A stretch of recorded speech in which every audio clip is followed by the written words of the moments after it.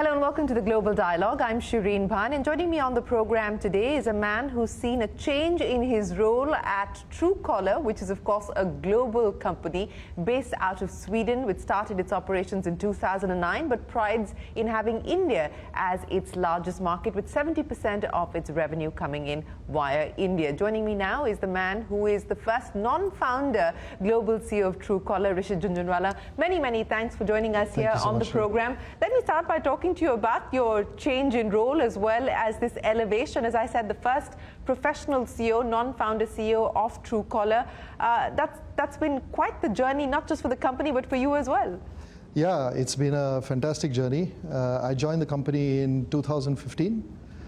We were much smaller then. I think we were like 50 people only. We had 25 million active users.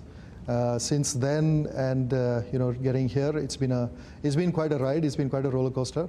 But I think Alan Nami. More ups, I would imagine. Yeah, you don't hear about the downs. I think under the hood, a lot goes on. But yeah, it turned out really well for us. Yeah. So I want to understand the mindset shift for you personally, because as the Chief Product Officer, and of course, as I said, the man responsible for India, which is your largest market, to now this global role as the global CEO of Truecaller, what has that meant in terms of a mindset shift for you?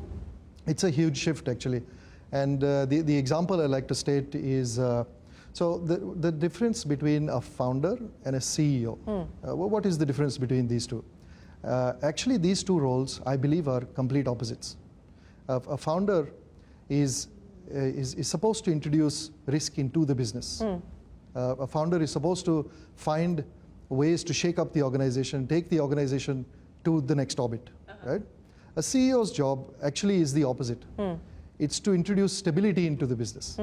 It's to keep things going the way they are, smooth sailing, right? And I think that is the biggest change that I have to make in my brain. That I have to, as a company, we must continue to be very innovative. We must operate in founder mode all the time. And I think that is the biggest change, that I should not operate like a CEO. I should actually be operating like a founder. So a founder CEO mindset is what you're working with. But in order to find that balance between taking risks as well as bringing about stability, and it is a fine balance.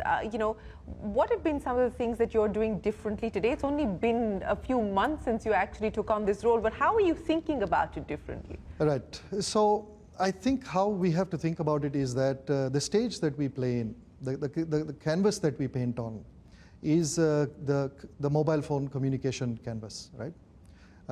We solve a part of the problem around communication, which is spam, unwanted calls and messages, fraud, scams that take place. We've solved that problem really well. Recently, we've introduced even more capabilities, such as Assistant, for example, which lets your digital assistant pick up the call and actually have the conversation. So, it's an AI-powered assistant that actually understands what somebody else is saying and can have a meaningful conversation on your behalf. Okay. So we have to continue down this path of making communication safe, efficient, and change the way the world communicates. And the reason why we've discovered this path actually is because the whole world has moved towards a phone number. In emerging markets especially, the phone number is everything. It is your bank, it is your identity, it is your connect to the world, everything. Business takes place on the phone. There's less and less email in the world now, right? And as digital services, the adoption of all the digital services that take place around mobile phones, the importance of your mobile phone number and making that really efficient and really safe is becoming more and more important. So that's the path that we're going to continue on. We have a really big canvas to paint on because there are trillions of calls taking place and trillions of messages being exchanged. And we believe there's a lot of work to do in that space. You know, I will address the issue of adding capabilities, and you just gave us one example of what you've been able to do as far as this agent, digital agent or assistant is concerned in a second. But let's just understand, for the benefit of our viewers, the quantum of the problem that we're actually talking about. And I know that Truecaller puts out data annually on what is actually going on as far as frauds are concerned, spam calls are concerned. I mean, what are we talking about? In 2025, give me a sense of the magnitude of the problem that we're dealing with. It's quite a large problem. It's a global problem. It's not just in a few markets that we are seeing. We process trillions of calls every year, and we believe that probably 1/5 of them are calls that are unwanted. So that's the scale that actually we kind of operate on. When you say unwanted, can you qualify what you mean by unwanted specifically? Unwanted could be spam, calls that are unsolicited. It could be scam calls. These days there are so many types of scams taking place. The latest one, I think, is the digital arrest scam. Yeah. We've seen so much, damage being created by such scams. I think the government is cracking down on it really well. Also now, we play our part in this as well. You said that this is a global problem, and I acknowledge the fact that it's a global problem. But what we're seeing in India, and you talked about the digital arrest, and that's just one kind of scam that's playing out today. There's been a bunch of others, FedEx and so on and so forth. We don't need to go down that road. But has it surprised you what we're seeing today in terms of the diversity of the kinds of scams and frauds that customers are faced with, as well as the quantum, the sheer intensity of what people are going through as well? And how different is it with what you're seeing globally? I think it is not surprising. I mean, we've been doing this for 15 years now, and we've been doing this, cat and mouse game with very innovative bad actors, on the other side. So we are not surprised by anything anymore. I can give you an example. During the COVID times, for example, there was a whole slew of very innovative scams taking place, related to medical equipment or hospital beds, and all these type of scams came up. In Egypt, for example, there are completely different types of scams where somebody says that they were digging near your house and they found a golden statue. It's called a golden statue scam. Really? Yes. In the US, it's IRS-related scams. Yeah. Where they call the elderly, which is a vulnerable segment. Which is similar to what's happening here through the customs and ED and so on and so forth. I mean, those are the kinds of things that we're faced with over here. So now we're not surprised by anything. We know that there is a very innovative set of bad actors who now have tools at their disposal as well. I mean, take AI for example. We have seen examples where, I mean, it takes 3 seconds to clone your voice, for example, and you can make calls to your family talking exactly like you, and make them do things that they wouldn't have done otherwise. You talked about AI and how the bad actors are using AI, whether it's for voice cloning or, to create fake videos and so on and so forth. What's happening at the back end from your point of view? How are you using AI to address some of these solutions? So AI going after the problem that also AI is generating in many ways. Yeah, absolutely. We are actually using AI to tackle AI. It has to be like that. We've actually used a lot of AI for a very long time now. We always had models where we could detect that this number is likely to be a spammer, or this message sender is likely to be a spammer. Those were some of the basics that we did a long time ago. Then we started looking at, we actually acquired a company in 2021 called Call Hero. And they had made this assistant feature. It was in very, very early stages, which was a AI-powered voice that could actually have a conversation. So we integrated that into the product. Okay. We're now looking at AI almost across the business, not only protecting consumers and improving consumers' communication, but also from a business point of view, from our biggest revenue stream is advertising. How can we help brands leverage AI on our platform and get better bang for their buck? We've invested very heavily on various parts of our business, even operationally. We're using AI on customer support, for example. Even our legal team is looking at AI products, our developers looking at AI products. So AI is very deep into our business now, and pretty significant investments are being made into AI as we speak. You know, when you talk about significant investments, and you give us an example of one of the acquisitions that you did, when you look at capability enhancement, are you looking more at the M&A route of taking that forward? Because you've done a bunch of acquisitions. You named one. There's been what, Truecaller was another one that you did. Truecaller was another one that you did. So are you looking at more M&A? Yeah, we're always looking at M&A. We believe that, I mean, we're a small company. We are. Yeah, people don't realize you're just what, about 450 or 470 people? We're 430 people. 430, actually, globally. So less than that. We're a very small company, and there's this unsaid rule in the company, where which is that we will have one employee per million users.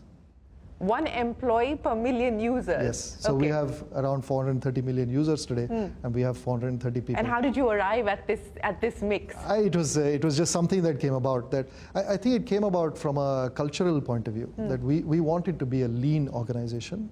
It doesn't matter the size of the business. Technology doesn't mean that we throw people at the problem necessarily. We throw technology at the problem. We want to thrust large spans of responsibility on people, because we believe that the smartest people love more responsibility. So we try to be lean always, and that's where it really comes from. And because we're lean, we need to always look at inorganic ways, right? We need to look at people who have built technology products that are adjacent to us, and we will always pursue that type of M&A. So, you know, when you talk about building out these adjacencies and whether you do that organically or you do it inorganically, as you look at the landscape today, as you look at the fact that you've now got, for instance, in your largest market in India, telcos getting into your business, which is identifying spam calls and so on and so forth, how much pressure does that put on you to look at opening up adjacencies, to opening up new revenue streams, to building on new capabilities and offering more solutions? Yeah, I mean, I wouldn't use pressure as the word there, but definitely it opens up our eyes. We were always looking at adjacent areas. We know that communication, like I said earlier, one of the problems in communicating with the world is security, right? The second problem is unwanted communication. Right. You know, it's like people knocking on your door and you don't know who's knocking on your door. Yeah. That's not a good situation to be in. Yeah. So we solved that problem, or we continue to solve that problem. But there are many other problems that are still remaining to be solved. Like what? I mean, so many examples I can give you. When you call up customer care for an airline, how long do you wait on that call? Well, it depends. I mean, technology should have solved this problem by now, that you don't need to wait this long for a customer care call to go through. Or, for example, when you have to do a menial task, like call the restaurant and tell them that you're running 10 minutes late, technology should have solved this problem by now. You shouldn't need to pick up the phone. So is Truecaller going to help solve some of these problems, and how? Absolutely. These are all the areas that we are exploring. I'm just telling you the problems that we keep seeing in our daily lives around communication. Yeah. There are many of these problems. And we will absolutely do everything we can to try and solve more and more of these problems. So do you see yourself, do you envision yourself in the next 5 to 10 years growing out of being just a security or an unwanted call service provider to being a much more full suite, being able to address some of these problems that you just spoke of? I mean, I think that will change the DNA of the company, won't it? I think that is already the DNA of the company. What we are most known for, of course, is solving the spam and scam problem. We're really known for that because that is top of the mind for a consumer. But we're already solving many other problems. Your SMS inbox, for example, is very cluttered. You can never find, that bank transaction that you did, you can never go back and find it because there's so much clutter in your SMS inbox. We organize it for you. We clean up your inbox. We maintain it for you. So we already do many different things, but what we're most known for, is spam and scam. Yes, that's what we're known for. Not doing it, but preventing it. Preventing it. So let's double down on India and your focus here on India. How do you see this market evolving? How do you see this market growing for you? What are the opportunities that you want to build on, considering the fact that the lion's share of your revenue comes from the market? I mean, do you believe you've hit saturation here in India? So India, firstly, is our most exciting market. I think globally, for a lot of companies globally, India is the most exciting market, right? It is for us as well. Our biggest investments in the last, I would say, 6 or 7 years have been in India. We actually have more engineers in India than we have in our head office in Stockholm now. We build in India and we ship globally. A very large chunk of our product is shipped globally out of India as well. India continues to grow very, very rapidly. The entire stack that is available to an Indian citizen now to conduct business digitally has made the mobile phone number even more important than it used to be. And that's where we believe our relevance continues to grow in India. We haven't reached saturation at all. We are fortunate to have a large user base in India. I think we crossed 350 million users in India, but we still have a huge space. I mean, we believe that every SIM card on the planet, every mobile phone number on the planet is actually underutilized if you don't have Truecaller installed on it. That's how we like to think about it. So what are you going to chase after now in India specifically? What are the opportunities? What are the untapped spaces that you intend to go after? So our business is divided into 2 parts. There's a consumer side of the business and there's a B2B side of the business. On the consumer side, we have a bunch of exciting things coming up. One of them, including your iPhone launch. Exactly, I was just coming to that. Our most exciting one recently is the iPhone product. So for many years, the iOS was a bit restrictive in allowing developers to provide caller ID. And finally, Apple gave us that capability in iOS 18.2. And we were the first ones to grab it, of course, and run it at scale. And that gives the iPhone, finally it gives iPhone users the full power of Truecaller. So it's 100% caller ID like we do on Android phones. That's been very exciting for us. It's taken us probably more than a year to build this product out. Why has it been so hard for you to be able to build for Apple and versus, of course, the ability to be on Android for as long as you have? Yes. So the way that the APIs are designed and the way the technical architecture is built by Apple, it actually goes through Apple Private Relay as well. Right. And because it has been built like that, it took a lot for us to migrate a lot of our technology onto that type of a stack. That's why it took us long. Also, Apple was building the OS along, as we were building the product. So they kind of evolved their spec as we were building as well. So this is virgin territory now for you, right? It's the iPhone market. Yeah, I mean, we had a product. I think we did well on the iPhone. We had a decent set of users, but it was not the full experience. So it was our biggest ask was the iPhone product. And I think we've kind of landed in a perfect storm of sorts with Apple, launching both their stores recently last year. They now have their app store as well is available in India. They're seeing market share grow very rapidly as well. Last year, I believe they were probably one of the highest growing manufacturers. Tim Cook has also called India one of Apple's most exciting markets. Yes. So as Apple's market share grows, and if we are, as popular the brand as we are on Android, we will obviously be wanted on iOS as well. And this is exactly the right time for us. So that's on the consumer side. What about the enterprise side? On the enterprise side, I think we started the enterprise side 4 years ago. When we had a lot of businesses coming in telling us that there must be ways that you can help us out in growing our business, because you actually participate in those calls anyway, right? So we knew that we had to do something for B2B at some point. In 2020, I think mid of 2020, during COVID time, we actually built out the first set of capabilities.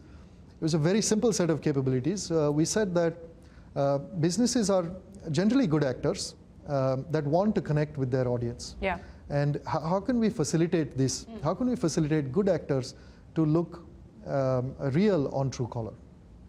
So we started a program, it was called Truecaller Verified, basically, where we do KYC with businesses. And when they prove to us that they actually own those numbers and they own their brand, we set their name and logo with a tick mark on Truecaller. Okay. And that is verified on Truecaller. It's a very simple exercise. Right. And that is the core of the business that took off really, really well. I think we signed up probably 3,000 of the largest enterprises in India are customers already. And we built more and more capabilities on that platform. So now we're almost an entire customer experience, a CX type of a platform, which lets businesses do various things, such as when you get a call from your bank, the bank might want to know how was your experience. Right. They want to conduct dipstick NPS type of a survey. The banks can do this instantly post the call. Or when your bank calls you, let's say right now, you can't pick up that call, and then you need to call back the bank.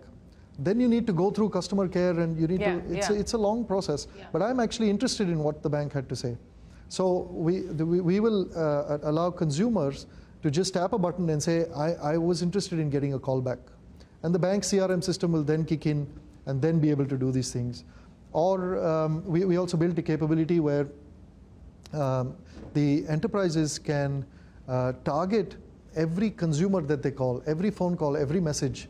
They can target them with very, very specific communication during that call.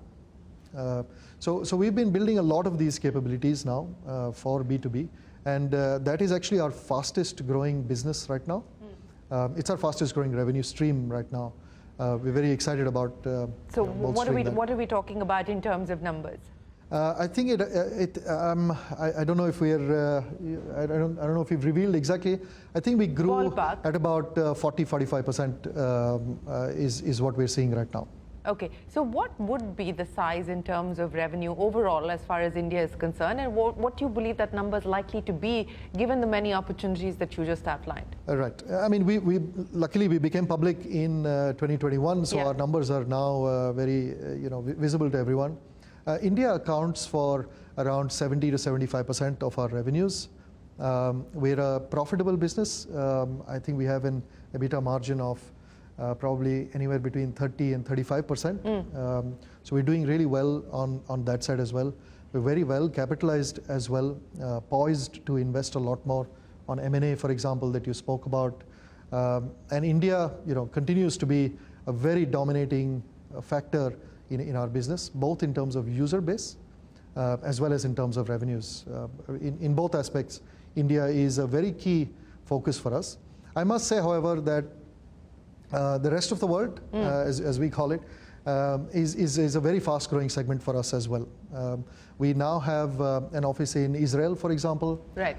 We have feet on ground in Nigeria, in South Africa, in Egypt, in the US, in Chile.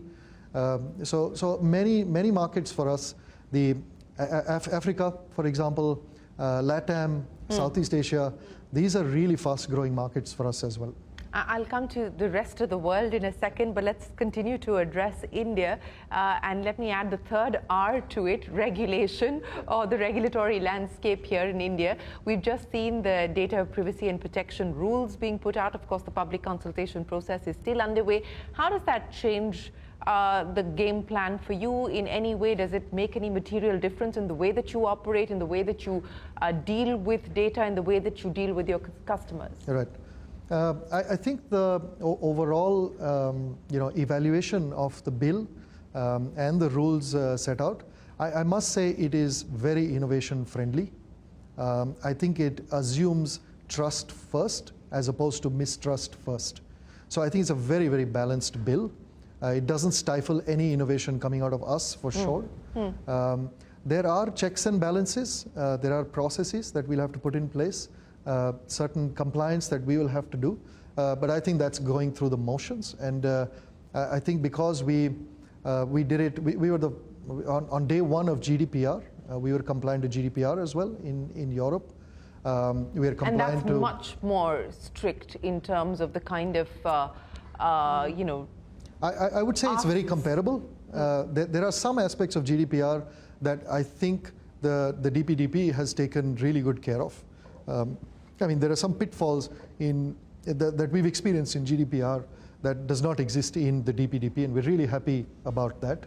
I mean, the fact that they took cognizance of that was really, really valuable. We're compliant with probably more than 15, 20 data protection laws globally. We're well aware of how this works. We were, I mean, voluntarily, back in 2018, 2019, we had localized our data to India. So all Indian citizen data is already localized to India. We've given controls to consumers since day one, actually. Many years ago, we always gave the capability in the app to deactivate their account if they want, to see what data is being processed. In the onboarding, we're very clear about why we are asking for consent, how we use this data, how long we will store this data for. We have always been very, very transparent. So I think because we have been so transparent from the beginning, it's not going to have a material impact on Truecaller at all. I think we're all set actually to welcome the set of rules, and we'll participate in the public consultation if we have any nuances that we want to point out, as we always have. And we're looking forward to getting it finalized and the data protection board being set up. Yeah. I think it was very, very overdue. We've all seen what the lack of a set of rules around data does, and we really welcome this move by the government to have the rules in place. Absolutely, it has been long pending. But since you work with different stakeholders, let's understand the working relationship with both the central government, the regulator, the TRAI, as well as state governments. And as you build out your solutions for the Indian market, as well as address the specific problems that India is facing today, both with spam and scams, what's the engagement like with enforcement agencies, with the government, both at the center as well as at the state level? I can tell you the engagement is fantastic. I mean, I have never experienced this kind of engagement before. The government, the regulatory bodies, all the departments that deal with these aspects, they are very open to collaboration. They, in fact, expect collaboration now with like public and private parties getting together and collaborating trying to solve this problem. I'll give you an example. We actually rolled out a directory service in the app for government agencies to be verified on Truecaller. Okay.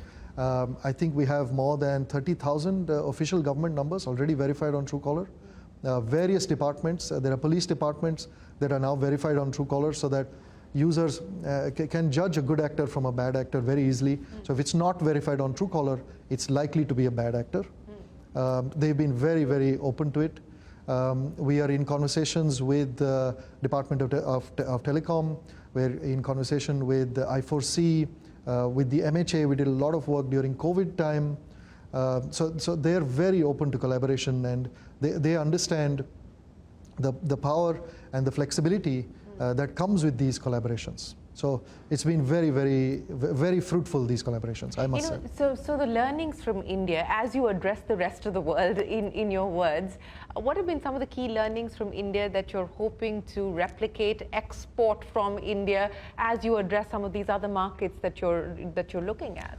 Yeah, I think so every market is very nuanced. That's the one thing that we've learned. And we started with India when we learned nuances in India. And we realized that we need to have a playbook for each market as we discover things.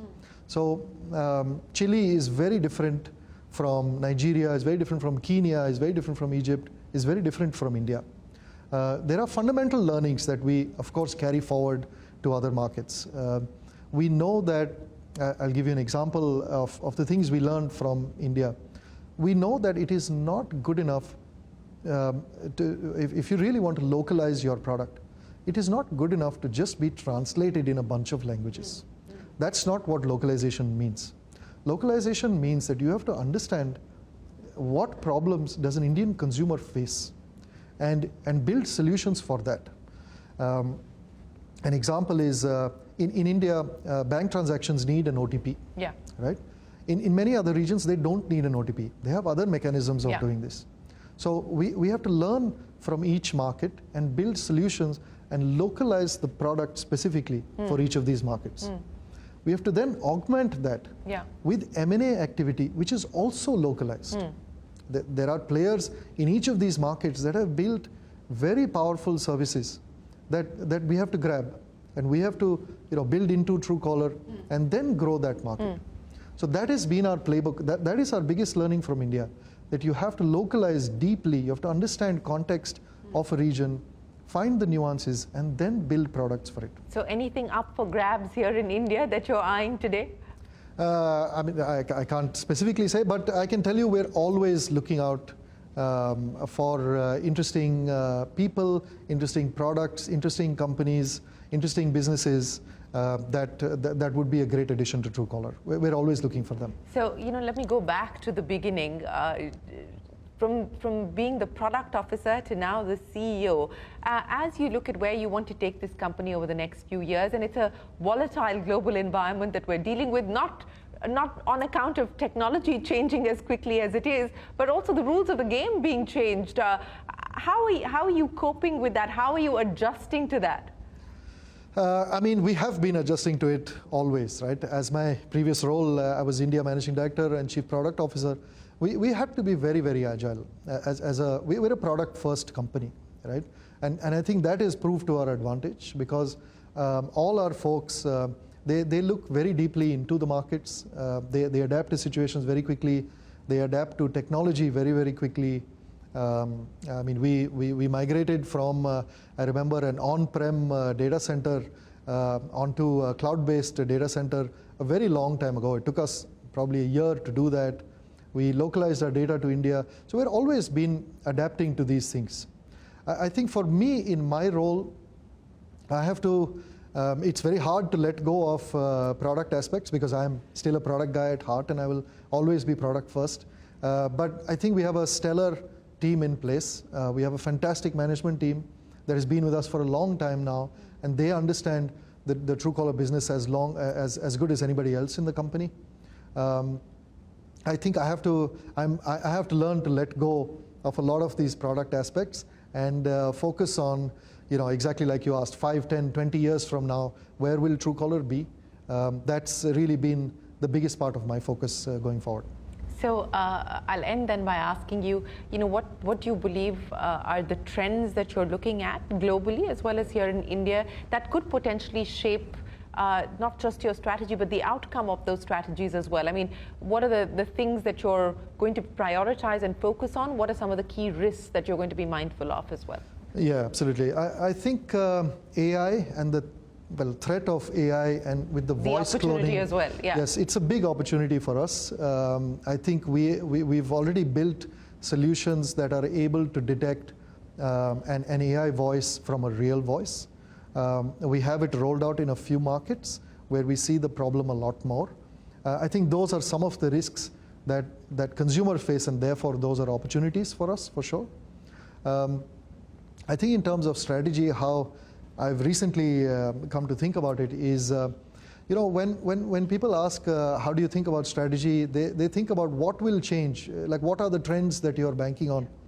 I read somewhere recently that there is a very different way to think about strategy. You should think about what will not change. And that means, I'll give you an example, will consumers want to communicate less? No, that will never change. Will consumers want to receive more spam calls? No, that will never change. Yeah. Will consumers want to get spammed? Of course not. Those trends will never go. And those forever trends are what we want to ride on. So our strategy is focused on, as the world communicates more and more, as people do more business surrounding mobile phones, as the mobile phone number becomes more and more important, how can we be the agency that protects you, that makes your mobile phone number much more powerful, and lets you, live in that modern world where your mobile phone number is the key to your life? Well, so communicate more and more, but do it efficiently and do it safely. Yes. That's the promise that you're making to consumers, Yes. and that's what you believe will continue to drive Truecaller over the next many years. But thanks very much, Rishit, for joining us. It's been an absolute pleasure. We wish you the very best of luck with your plans here in India as well as for the rest of the world, and look forward to hearing more from you on the capabilities that you intend to build at Truecaller. Thanks very much for your time. Thank you so much, Shereen. Thank you so much. Well, with that, it is time for us to wrap up this edition of the Global Dialogue. From all of us here on the team, for now, goodbye. Many thanks for watching. Stay tuned to CNBC TV 18. We're back in a moment with the news.